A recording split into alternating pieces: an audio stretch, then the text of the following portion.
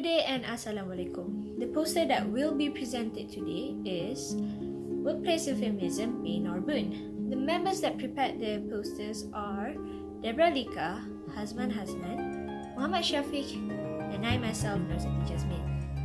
To start off, the abstract of this study is euphemism encompass verbal and physical cues that improves workplace conversations. The study aims to identify the use and the importance of euphemisms in the workplace. Furthermore, this study employs a library research method. The findings indicates that workplace euphemism has both benefits and some drawbacks. Therefore, euphemism should be used in workplace to enhance interaction, but not too frequently as it may cause confusion. Moving on to the introduction, euphemism encompass words or phrases that may be used to enhance a social interaction in an individual's favor or save face. So euphemism usually used to enhance a person's image and not to appear as someone rude. The third point of this poster is research objective. The objective of this study is to identify the usage and the application of euphemism in a workplace environment and interaction. In a workplace setting, people have to communicate with others of different status. Therefore, this study aims to see how euphemism is used and applied in such setting. Now, moving on from the research objective is the research questions. There are two questions to be answered in this study. Firstly, what is the importance of euphemism in the workplace? And secondly, how are euphemisms used in the workplace? These two questions will be answered in this study. Therefore, Syafiq will continue to present the second half of this poster presentation. Thank you, Zety.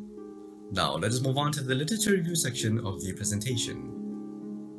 The data displayed is from a 2018 study by Ting Ting. He has recorded workplace interactions to determine the functions of euphemisms. The first and least frequently used function of euphemisms is friendly fire. This refers to the act of criticizing someone without personally offending them.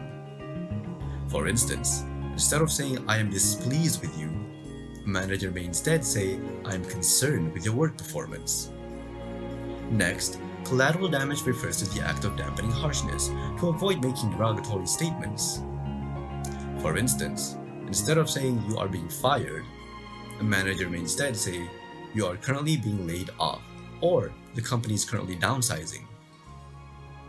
The third function of euphemisms is nuclear deterrent. This refers to the act of avoiding situations that may lead to conflicts. For instance, instead of referring to someone as unemployed, a company may instead refer to him as someone who is moving between jobs. The last and most frequently used function of euphemisms is soft target. This refers to any words or phrases that are used to enhance business negotiations. For instance, instead of saying "we allow you a 5% discount," a company may instead say "you have earned a 5% discount." Let us proceed.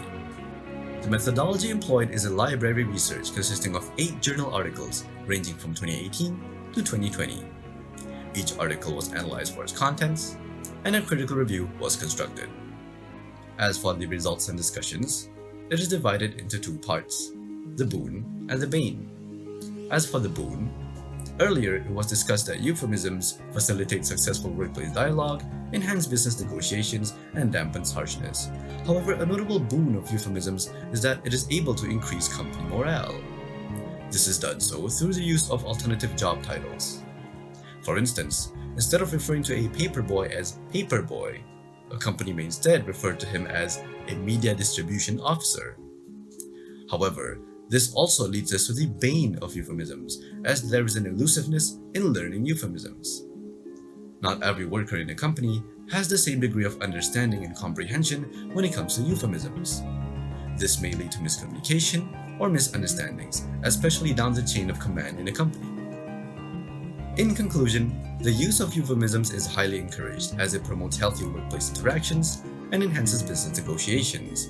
However, Incorrect or excessive usage of euphemisms may do the opposite instead, due to ambiguity and vagueness. These were the references used for the critical review.